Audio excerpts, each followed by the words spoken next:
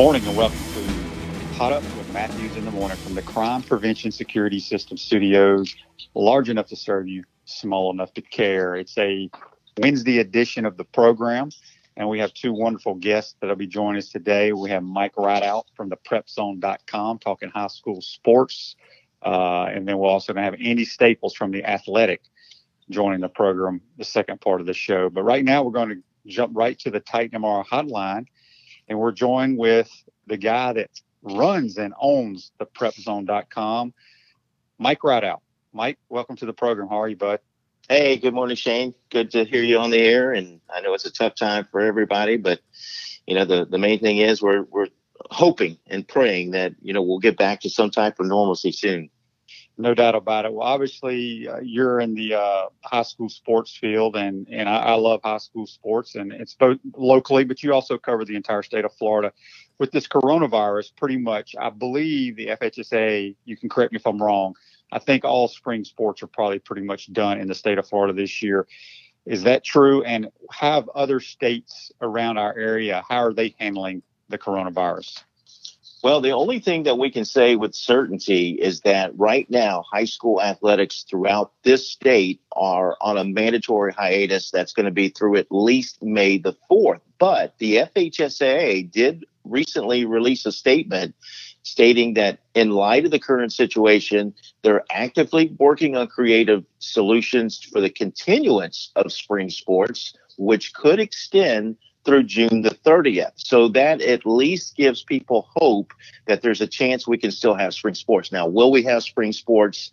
Again, I don't know if anyone knows that, but at least the FHSA is giving hope. You go back to March the 13th, Shane, and there was a high school softball coach at Orange Park, Oakley, Christina Thompson, who started this social media movement, #PressPause so we can play. As you can imagine, there are a lot of seniors that are hoping for an opportunity to finish out their season in some form or another. So, let's say, for example, we couldn't get back to high school sports until the end of May. I could see a scenario where we go straight into the postseason. You see the teams based on how they played, through 10, 11, 12, however many games that they played based on their district, and then get into a postseason. That might be wishful thinking, but at least based on the FHSA, it's still possible. As far as other states, Georgia and Alabama, our neighboring states, have recently shut down high school sports. California has shut down high school sports for the spring. But that's it. So just a handful of states have actually said, yes, we're going to shut things down for the entire school year. There was another. Now, think about this, too, Shane. There was another state, Ohio, maybe a little over a week ago, that announced that their winter tournaments have been moved from postponed to canceled. Fortunately, here in the Sunshine State, we got through basketball. We got through the winter sports, but there's some states that had not even finished their winter sports yet, and they've canceled those altogether. In fact, in Ohio, there are 4 winter state tournaments that they canceled and a few events. First time that's happened since World War II. Wow. So, Mike, Yeah. when you were referring to the FHSA saying there's still a possibility to bring the spring sports back if they're able to up through June 30th, do you think from a standpoint of a baseball player, and maybe not so much softball, but don't you think, and I'm sure kids are out throwing with their dad or their brothers or whatever in their front yard or the backyard while we're all locked up in the house. But from an arm standpoint, and, the last thing you want to do as a high school coach is put a kid on the mound where his arm's not ready to perform with this layoff. Yeah. Well, and I heard your interview yesterday with Kewan Ratliff talking about, I think he said 6 to 8 weeks for him would be the ideal timeline, to kind of get back into form. But again, these are high school kids. You would think that they can bounce back pretty quickly. Yes, a guy may, from the standpoint of throwing a bunch of innings might be a concern, but, you patch it together, you piece it together. I'm not saying that they should do that. I'm just remaining hopeful, as are the kids and the coaches, that they can still play. But obviously you would hope that right now during their downtime that they are figuring out some way to stay in shape. That's the most important thing. And I know that we released our regional rankings for baseball. We ranked the top 20 high school baseball teams across 26 counties, and we actually put Buchholz in our top 10. And Ron Brooks, the head coach at Buchholz, replied to our tweet yesterday listing the team. And, of course, he talked about missing his team, but also that hope. And he put in all capital letters of a chance to return. So a lot of coaches and players still hoping to get that opportunity. I don't think we would have to have, with it being high school sports, I think they're resilient enough to play, within probably a week or so. We're speaking with Mike Ridaught from the PrepZone.com. Does a tremendous job covering high school sports. Let's back up a little bit to the sports that were played and they crowned champions. In our local area here is a tremendous story in the small little town of Hawthorne. The Hawthorne Hornets win 2 basketball state titles. Yeah, impressive, right? The girls won their first title in school history. Cornelius Ingram, their head coach. Ingram ended up finishing third in the voting for the Florida Dairy Farmers Coach of the Year, which is impressive for a Class 1A coach. And then, his older brother, Greg Bowie, won the state title for the boys team. Just an impressive run by the girls and the guys. They had to knock off some highly ranked, in the Florida Dairy Farmers Coach of the Year. So unbelievable run by both those teams. Tori Bowie, the guy that transferred from Bradford High School, gave that team a big lift, that boys team. He was clearly the best player in the state tournament. So, something Greg Bowie has been trying to do. He finally got the monkey off his back. He wins his first state title, and of course Ingram winning it for the girls. So big year for the Hawthorne girls and boys basketball teams. No doubt about it. When you look at some of the local teams, with sports not really being in the limelight recently, are there some local kids that are going on to play college basketball? And then maybe talk about some of the baseball and softball athletes that have an opportunity to play at the next level. Yeah, the thing that jumps out at me, first of all, for some of these kids, they really needed that spring as an opportunity to spotlight themselves. Maybe players that still had not verbalized, or gotten an opportunity to play at the next level just yet. I mean, heck, it may have been the postseason before they got recognized. We had a situation last year where we had a kid that had Division II offers. He played in our All-Star game and ended up getting a Division I offer. So you're talking about as late as June before he got recognized. So yeah, it's a tough situation right now because you can't have any one-on-one contact with schools. You can't visit schools. You may have kids committing to schools without even stepping on campus at that school, which is amazing to think about it. You also think of situations like Alyssa Humphrey, for example. Even though she already has signed with Jacksonville University, she was on pace to shatter the strikeout record set by Katie Chronister, who's now at Florida, or about to graduate from Florida. Chronister had 725 strikeouts. Humphrey had 866 heading into this year, and she had already thrown, I think, 3 no-hitters. So what kind of year could she have had? I mean, again, she's already picked her school that she's going to, but you just stop and think about those types of things.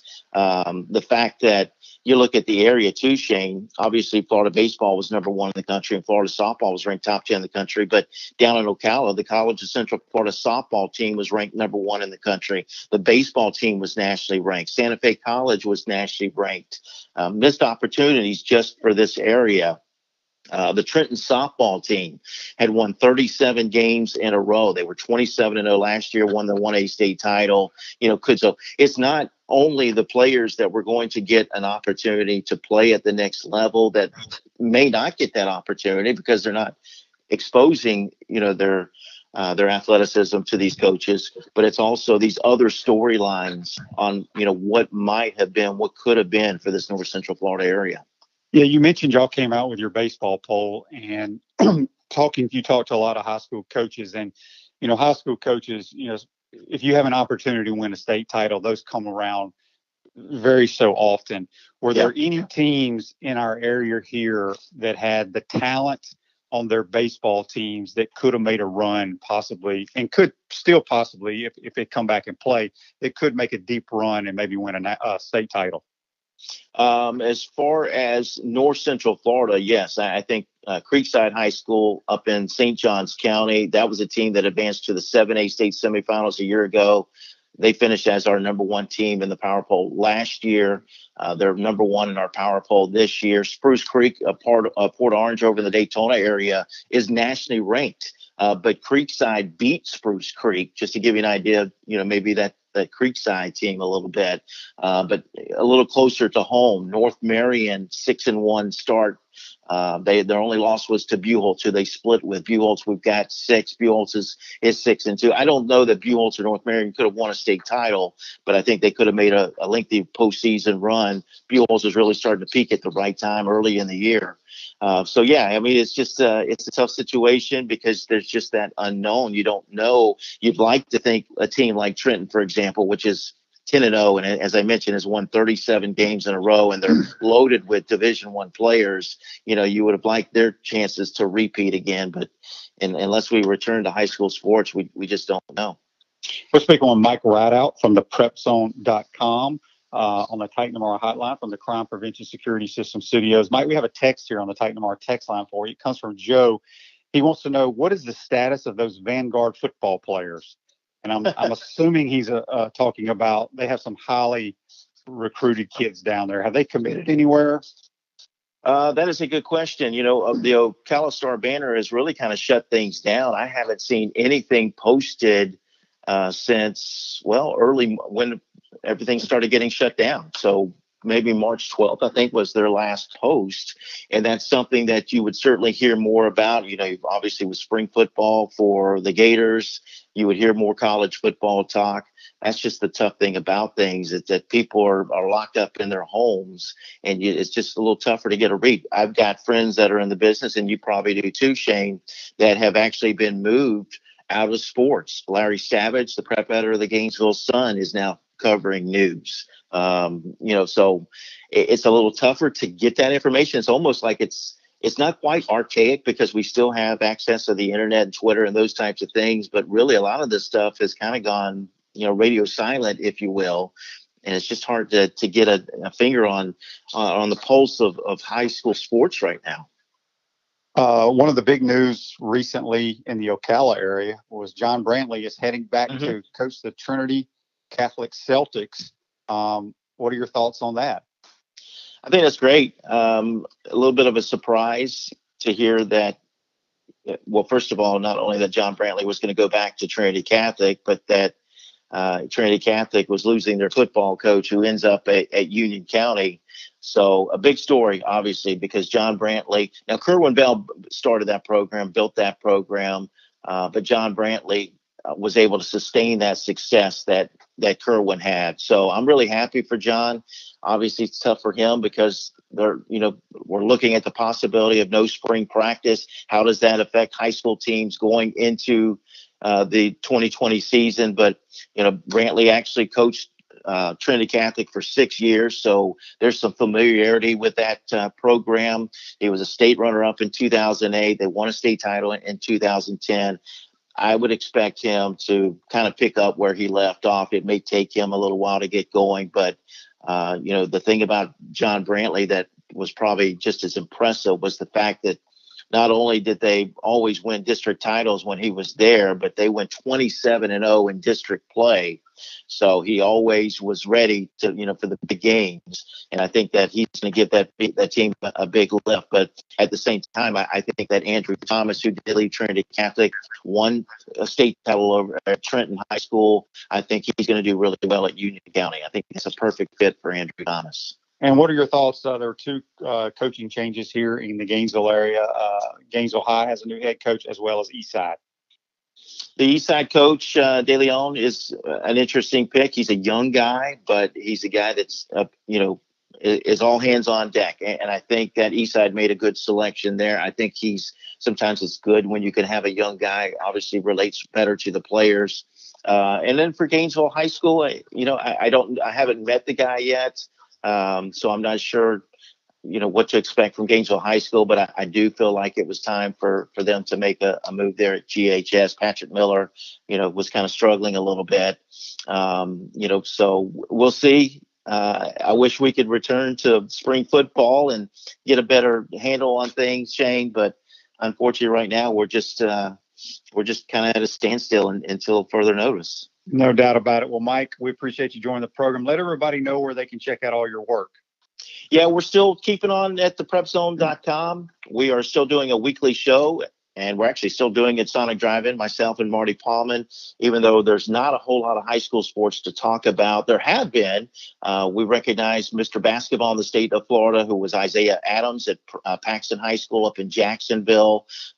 Those are the types of things right now you can find on our website. I'm going to write an article here in the next 24 hours, but just go to theprepzone.com, and you can also reach out to us on Facebook and Twitter at The Prep Zone, and we'll do our best to continue pumping out as much high school sports information as we can during this time. Well, Mike, we appreciate you joining the program, buddy. Be safe out there, and we'll talk to you soon. All right, Shane. Have a good day. Thank you, man. All right. That's Mike Ridaught of the prepzone.com. Does a tremendous job with the high school sports in our area. Hey, folks, at Center State Bank, we put business first. We are the largest community bank in the state of Florida. Center State has 5 convenient Alachua County locations to serve you better. Come in and experience the Center State difference. To learn more, visit centerstatebank.com. Center State Bank, member FDIC. We're going to pull up here this day in sports, Taylor, which I had here, and my daggum computer froze up on me. So here it is right here. So this day in sports, which is usually our play of the day, but since we have no plays of the day, it's brought to you by Area Rug Masters. Is your whole family stuck at home, tracking in dirt and mud more than usual? Take your rugs to Area Rug Masters for a BOGO rug cleaning. When you mention the coach Shane, call 352-448-5999. And in 1974, Hammer and Hank Aaron hits his 715th home run, breaking Babe Ruth's record there in Atlanta.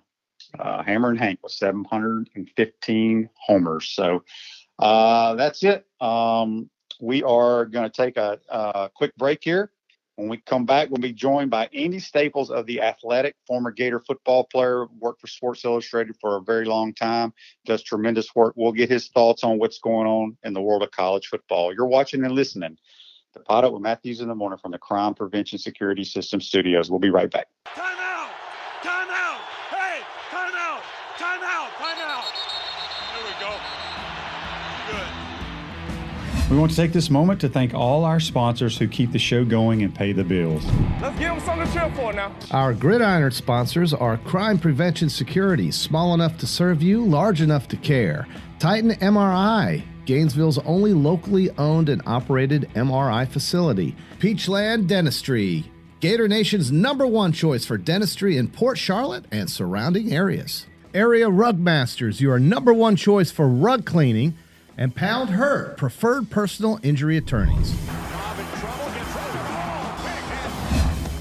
Our touchdown sponsors are Gator BTW, Campus USA Credit Union, Celebration Point Town Center, Tropical Smoothie Cafe, The Keys Grill and Piano Bar, UF Mover Guys, The Digital Mortgage Guy, Adams Ribs, Cloud9 Spa, Coldstone Creamery, Gator Dominoes, Celebrate Primary Care, Center State Bank.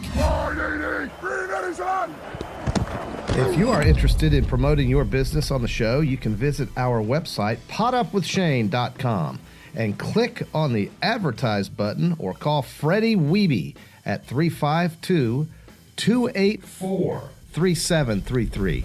Again, thank you for all the great businesses that support the show.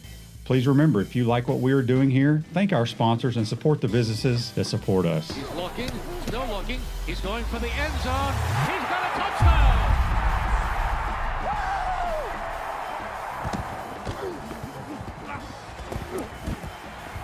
Welcome back to Pot Up with Matthews in the Morning from the Crime Prevention Security System Studios, large enough to serve you, small enough to care. I know a lot of folks tune in for the Jackie Spread segment, but it's currently on hold. is brought to you by Peachland Dentistry, Gator Nation's #1 choice for dentistry in Port Charlotte and surrounding areas. We're going to go now to the Titan MRI hotline, and we're joined by former Gator, former writer for Sports Illustrated, now with The Athletic, Andy Staples. Andy, welcome to the program. How are you, bud? I'm good, Shane. How are you doing? Just plugging away, man. Not a whole lot going on in the sports world, obviously, but we're trying to stay afloat here on my show, and we appreciate you joining us today. I guess let's start up by what's Andy Staples doing while he's all locked up at home right now? I'm just calling people for stories and helping my kids with their school, and we got them a slip and slide that we ordered online and threw that down in the backyard, and they're having contests every day, and just trying to get as much fresh air as we can and not completely stay cooped up. I mean, that's the good thing is, we live in a place where you can get out and about. You don't have to be around a whole bunch of other people if you don't want to, and get some exercise. And the weather's been unbelievable. My wife and I were talking about this last night. Like, do you remember a March, April with this many perfect days? Because it usually will go between cold and hot. Yeah, we're getting these nice medium, just beautiful, perfect days. No doubt about it. So I don't know how old your kids are, but I got to ask, how is mom and dad handling being the teachers at home? I feel like I'm more like the IT guy than the teacher. It's always, I can't get on this Zoom meeting, or how do I get this thing to upload to this app? It's not, I can't do this work, because they're 4th and 3rd grade. And they're doing fine in their classes, so they seem to understand everything. Fortunately, they haven't progressed to the math that mom and dad don't remember. That's I'm a little worried about. I know your kids are that age, Shane, or getting toward there. So, but yeah, we still remember how to do all the math they do now. I think we're probably only a couple of years away from not remembering it. So, I'm hoping they are back in a brick and mortar school with a teacher who knows what they're talking about at that point. Yeah, I don't have to worry about it. My daughter's out of college. My son is home, freshman on the football team. He's a business major, and I am nowhere near his computer when he's doing his online classes. Very nice. I stay away. Well, let's go ahead and get to speculate a little bit on what your thoughts are. Are we going to play football this year?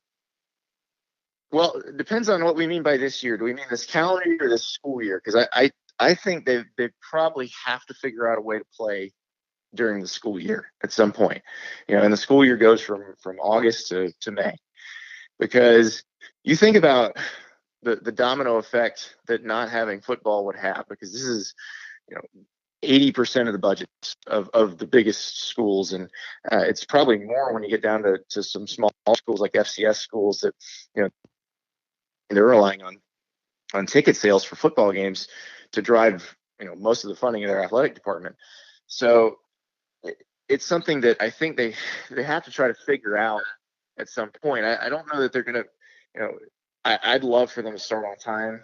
When you get the notice from UF the other day that they're not going to have in-person instruction till at least August, that does not give you a lot of confidence that things will start right on time. But the thing is, I have a hard time imagining that we're sitting here in this same situation in January or February or December or even November, because, things are moving faster. They're figuring out how to do more testing and get testing cheaper, more efficient. They're figuring out how to treat coronavirus and, treat the people who actually have it, the vaccine. They're working on that. Obviously the approval process for that takes a while and probably will go past when this football season would be played. But they're doing all the things that you need to do to get us moving again. It's just a matter of when that happens. And we don't know when that's going to happen yet. But I would think, as society starts to get moving again, they'll figure out a way to get football played. I think if you're the Power 5 leagues, you don't want to do this, but you have an option on the table of try to play, either without fans or with limited fans. But I think those guys are going to want to try to play a normal season if they can, just a matter of when. So, I'm hopeful that at some point we get to a point as a society where we're moving again, and they say, all right, now let's talk about whether people can gather. That's because that's the big thing. Is it's not like your favorite conference commissioner or athletic director is going to make that decision. It's probably going to be the governor in each state that decides if that many people can get together. Right. I got kind of excited the other day whenever the PGA Tour came out and set the dates for the U.S. Open and the Masters and a couple other events. But then I saw a report where the University of Oklahoma, I think they said there was going to be no in-person activities on campus until July 31st. Right. So that right there, I'm like, okay, well, that you got to have much more time to get ready to play football than a month. So I think we're just going to be in limbo, and I think it's going to be really strange because I don't know if they do allow us to play football this year. And like you said, Andy, regardless if it's at the beginning of the normal season or they start the season in January, whatever it is, how many people are actually going to go to these games? I wonder that too, because and not just this next season, but seasons after that. Are people going to be kind of spooked by what's happened here and not want to gather in crowds as much anymore? I don't think that's everybody. I think I think some people might be like that, but it will be interesting to see how we react as a society to that, because if you get to the point where you've got a working vaccine and you know what you're dealing with this thing, then you should just be able to return to normal. But the question is, will people, after having been through this deal we're doing now, will they in their minds be able to do that? I don't know. I really don't know the answer to that. But it's so weird to think about this, because we've been doing this for about a month now. I think it was March 13th here in Gainesville when pretty much everybody kind of at once decided let's shut it all down. And so we're really less than a month into all of that. A month ago right now, we still thought the NCAA tournament was going to get played. And so it's really hard to predict what's going to happen, because where we're going to be a month from now, or 6 weeks from now, or 2 months from now. We may be in a completely different place in terms of testing and what we know about the disease. And so it may be that we're preparing for the worst, but it moves faster than we think, just because time seems to be moving differently for us now. Right. We're speaking with Andy Staples from The Athletic. You can also check him out on Sirius XM Radio, and he also has a podcast called The Andy Staples Show. Andy, with the NCAA tournament being canceled, these athletic programs and pretty much everyone in the NCAA lost so much revenue. Financially, can these athletic departments survive? I don't think they can survive if we don't play football. Yeah. But do you think some sports at some institutions are going to get cut? I think you will see that at the smaller schools. If there is football, if there's no football, you'll see it at almost every school. And that's the hard part. I wouldn't want to be one of these athletic directors who has to make those decisions. And it's not the $1 million football and basketball coaches that you're worried about. It's all those employees that work for those teams that they're just making normal salaries. They're trying to feed their families. They're trying to pay their bills. And I hope that doesn't come to that. But it's tough, because you're right. The smaller programs do rely a lot more on that NCAA tournament money. Division II, Division III, they're supposed to get allocations from the NCAA based on that money, and they're not getting it. The smaller Division I schools that maybe don't play football or play in the FCS, they rely on those allocations. Now, a school like Florida, it's they could absorb that loss, but could they absorb the loss of not getting the SEC's TV money for a year? Mm-hmm. That's a little bit different. I mean, that's a huge chunk right there. Could they absorb the loss of not selling football tickets for a year? I don't think. I think it would be radically different. I mean, it would come back, like Florida, Georgia, Michigan, Ohio State. Those would come back and eventually get rolling again. But if you went a year without it, it would be a very different deal for a while as they try to rebuild. So I hope they don't have to deal with that. And like I said, I mean, you think about it, we get to December or January, I would think, just outside of college football, outside of sports entirely, we probably need to be moving again because you don't want the economy itself to collapse. I mean, that's a much bigger issue there. So I think that's what everybody's trying to work toward is, can they get their arms around this thing so that everybody can get moving? Because once businesses are moving again, then you can think about sports again. So I think the idea, and you see it here, people are dealing with it every day, who work in restaurants, who work in travel, who work in hotels, who work in airlines. I mean, they're already being hit really hard by this.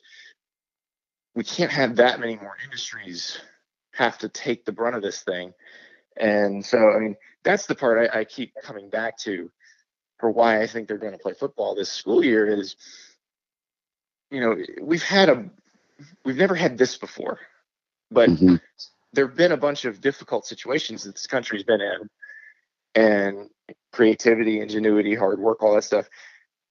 It's been able to figure it out.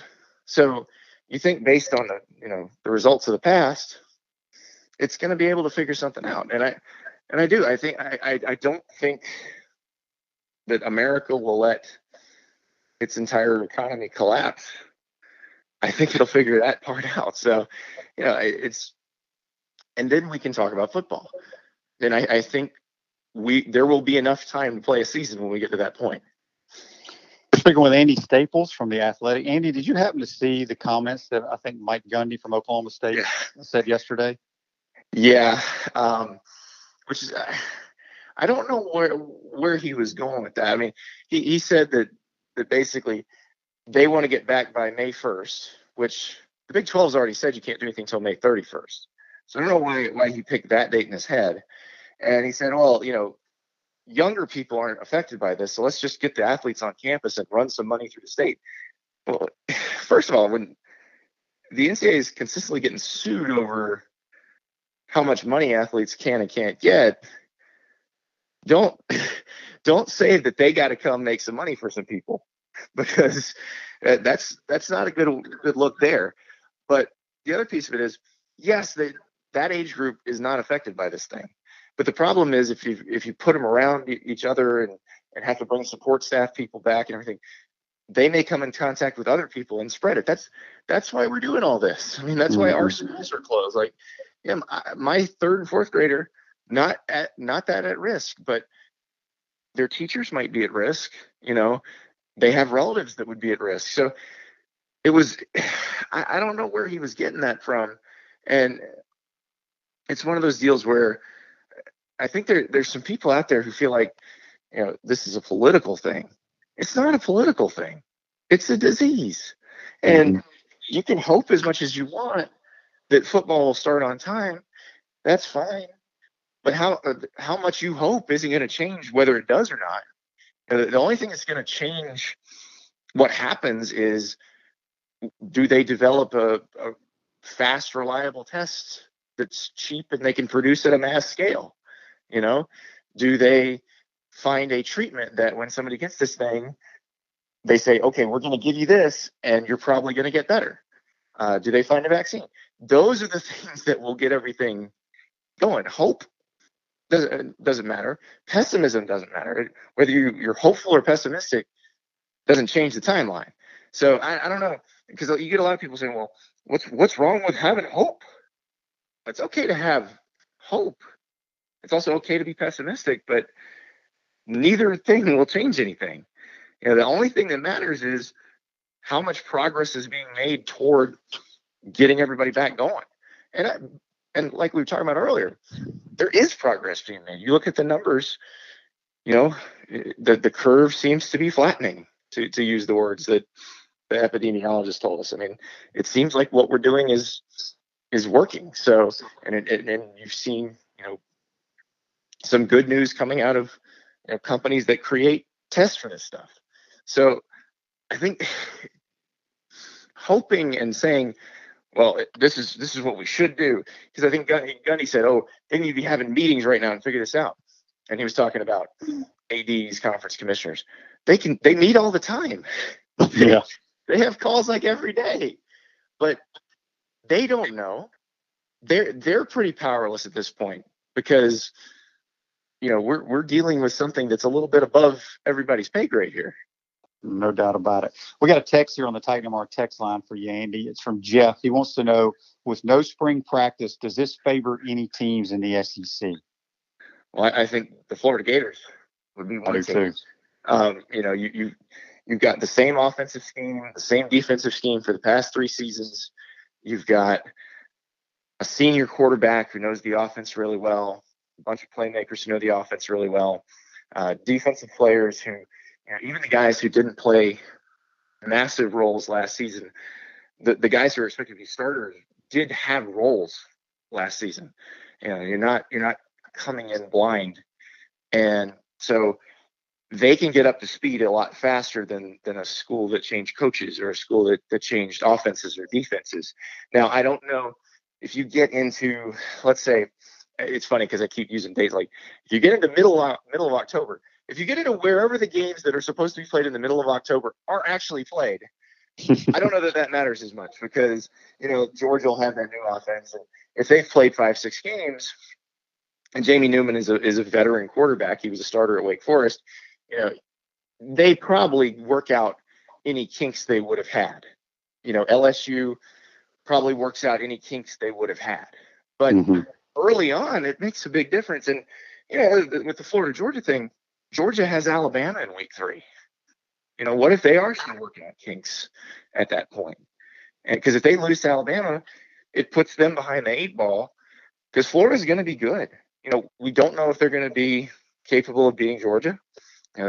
We haven't seen that yet, but it would put considerable pressure on Georgia.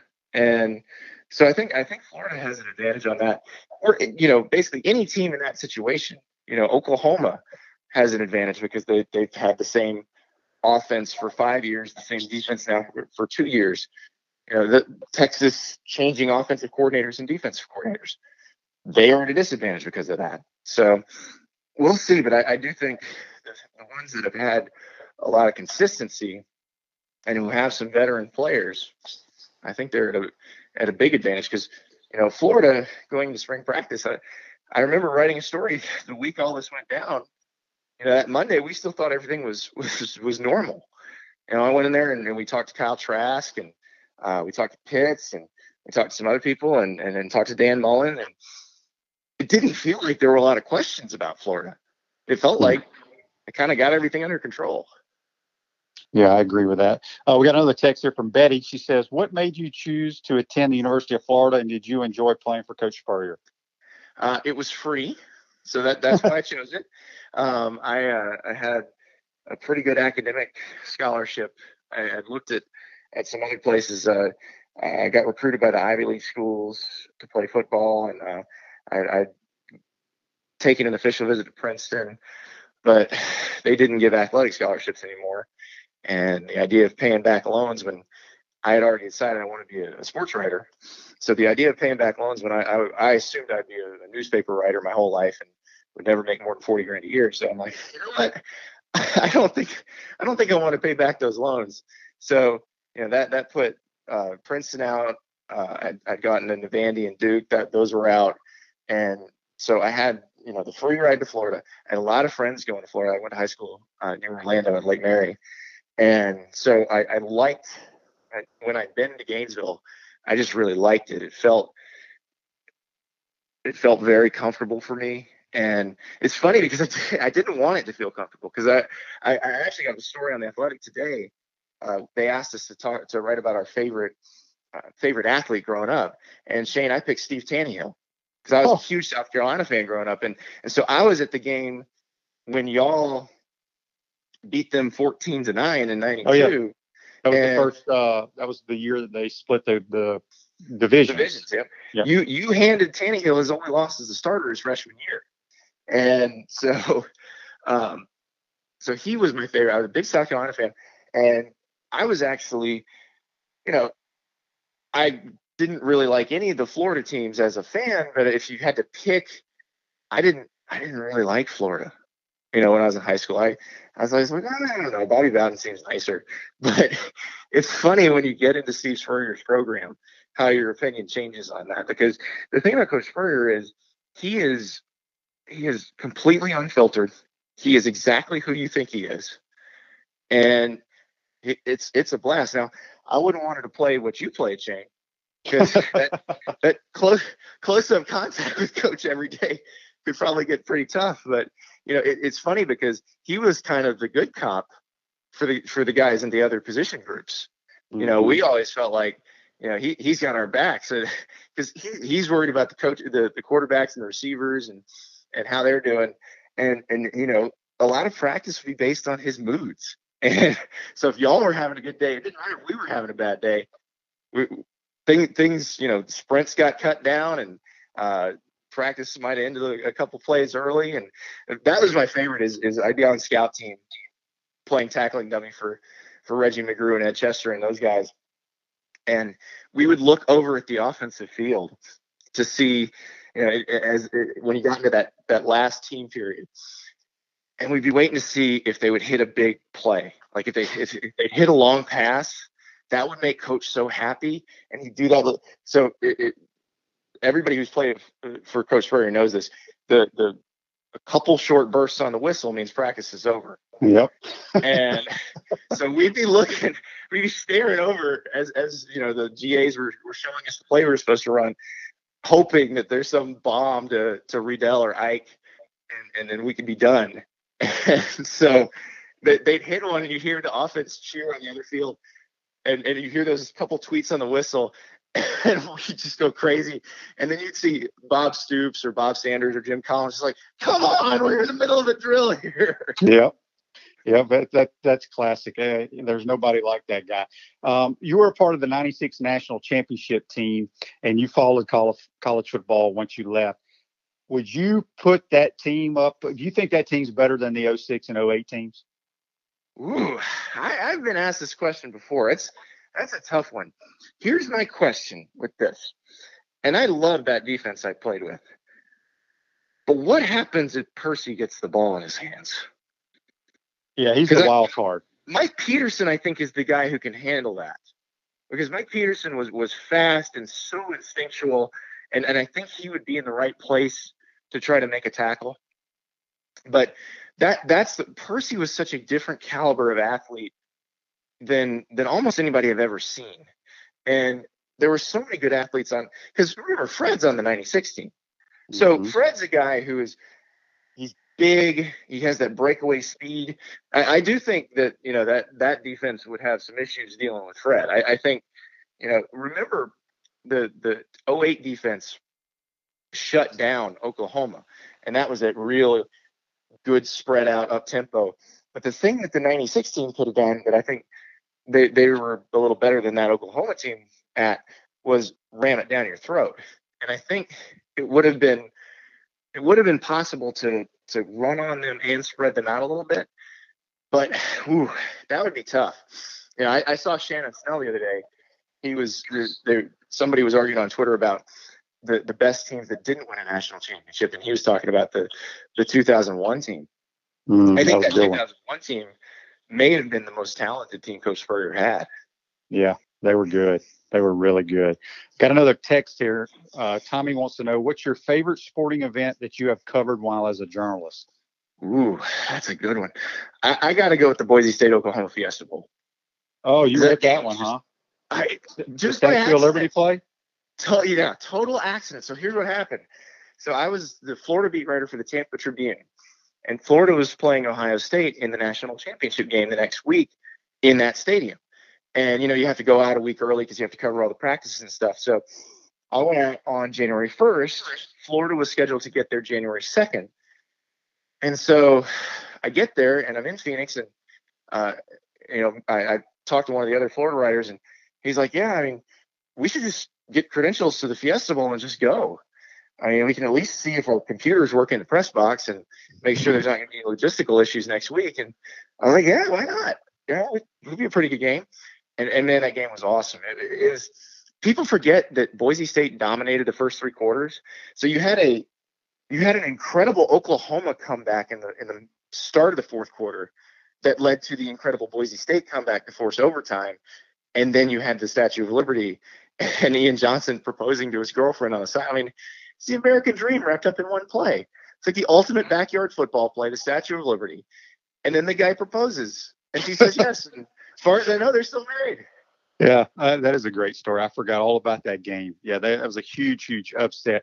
Got another text right here, and who is it from? I can't read. It's from Joe. He says, "Do you think LSU is the best college football team of all time?" That is a good question. It's hard to answer because they just finished. But if you look at the caliber of the defenses they played and dominated, it's hard. It's hard to make an argument against them. 95 Nebraska, just because of the way they beat everybody. 2001 Miami, I think they're up there. You have to go. If you go back further, there are other teams. I mean, there are teams in the 20s and 30s that didn't get scored on, but this team, given the 85 scholarships, which I think is a good dividing line for figuring out which era you're talking about,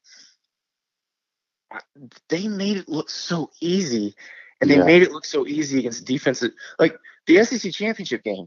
Georgia's defense was awesome last year, and they toyed with Georgia's defense. So I mean, that's the part that I do think as we go forward, we will probably feel. We'll probably put that LSU team with 95 Nebraska and 01 Miami as the best teams of this era. Because I just can't imagine another team coming along anytime soon that faces that many good opponents and makes them look that bad. We're speaking with Andy Staples. Got a few more minutes left with him. We appreciate him joining the program on the Titan MR hotline from the Crime Prevention Security System Studios. Andy, I got to ask you this. Being a journalist for quite some time, and I don't know how often you covered Coach Spurrier when he was at South Carolina, but he calls you boys the media boys, and I guess he and I are media boys now too. That's right. But did he ever give you any grief? Because you know how he can get after some journalists. Did he ever give you any grief about anything you wrote? Yes. So, and it was funny because I had no idea he had cared about it or noticed it. What's going on your beat? And this was the week of the Florida South Carolina game. And if you remember correctly, that in 2005, the East was still up in the air going into that last week of conference play. So if Florida had beaten South Carolina and then Auburn had beaten Georgia, Florida would win the East. And so I wrote about that. I wrote about how, it's potential for scoreboard watching because the Florida game was first and the Georgia game was second. And so I wrote about there's a potential for scoreboard watching. I didn't really say who I thought was going to win any of those games, but Coach took that as these people in Florida are so overconfident that they're already worried about who's going to win the Georgia Auburn game. And so he highlights a bunch of things from the story and he reads it to his South Carolina team.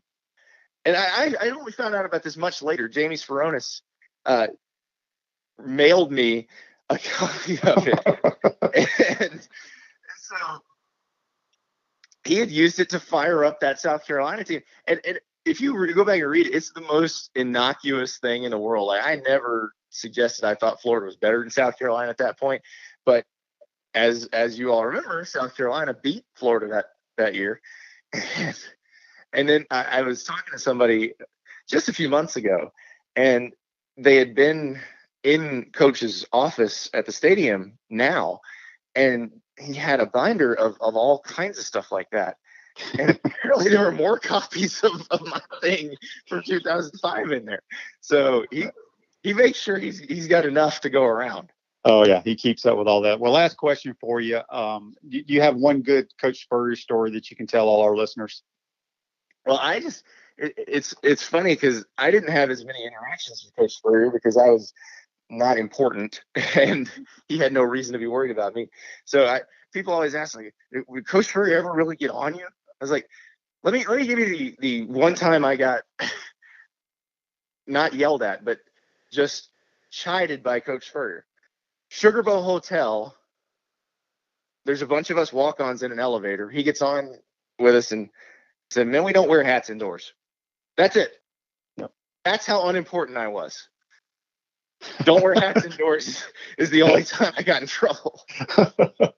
Oh, well, he's a piece of work. There's no question about it. Well, Andy, hey, man, you and your family stay safe. We appreciate you joining the program. Let everybody know where they can listen to your shows and follow your work. Yeah, you can go to The Athletic, and if you're not subscribing, we've got a 90-day free trial right now. You can get the Andy Staples Show wherever you get your podcasts. Today I got an interview with Bruce Feldman, who's one of my colleagues at The Athletic, and I talked about a lot of the same stuff that Shane and I had talked about. Go back to last week, I got a good one with Mac Brown talking about what being a college football coach is like now in this weird time. So, go grab those. And SiriusXM is a little bit constricted right now, but once everything's moving again, I'll be back on there too. Well, Andy, like I said, I really appreciate you joining the program, and we'll talk to you soon, bud. Be safe. Thanks so much, Shane. All right, that's Andy Staples from The Athletic, former Gator, member of the 96 National Championship team, and that was a great interview. We appreciate him joining the program. Hey, folks, Celebration Point is where the Gators come to celebrate with premium brands like Bass Pro Shop, Tommy Hilfiger, Hotel Indigo, Nike, Medici's, Regal Cinemas, and coming soon, the HBC's new restaurant, Spurrier's Gridiron Grill. We will see you at Celebration Point where the Gators come to celebrate. His story about practice with Coach Spurrier was perfect because that is so true. If the offense was stinking it up all day, you may practice forever. But if a quarterback or a receiver made a tremendous play, he'll tweet. He'll blow that whistle, and practice is ended. And it really used to really piss off the defensive coaches cutting the practice short. Well, tomorrow's program, we're going to be joined by Adam Reardon. He does some radio over in the Orlando area, and then former Gator linebacker Jerry Odom, number 57, will join the program. He's the head coach of Tusculum College, former Gator assistant coach, Jacksonville University assistant coach, and great football player, good guy. He'll have some tremendous stories to tell us. A fiery guy, not a very big guy, but man, was he a good football player at middle linebacker on the 1990 team, which is very, very special to Coach Spurrier. And then on Friday's program, we've already promoted it. We're going to have Bobby Stoops, former Gator assistant defensive coordinator, and was a long-time Oklahoma head coach, national championship, a bunch of Heisman Trophy winners he coached. We're going to have Bob Stoops join the program. So really excited about that. Let's see. I think that's pretty much it for today. We want to thank Mike Ridaught from the prepzone.com, talking high school sports, the state of high school sports at the moment. I'm not sure they're going to get back to playing this year, but it's very disappointing. But, there's bigger problems out there, and hopefully we can get this virus under control. And again, I want to thank Andy Staples for spending a lot of time with us. He does great work. And make sure you tune in, listen to his show, the Andy Staples Show podcast. It's fantastic. So that'll be it for today's program. Again, tomorrow, Adam Reardon, Jerry Odom join the show. Be safe, folks out there. We'll talk to you tomorrow. Take care.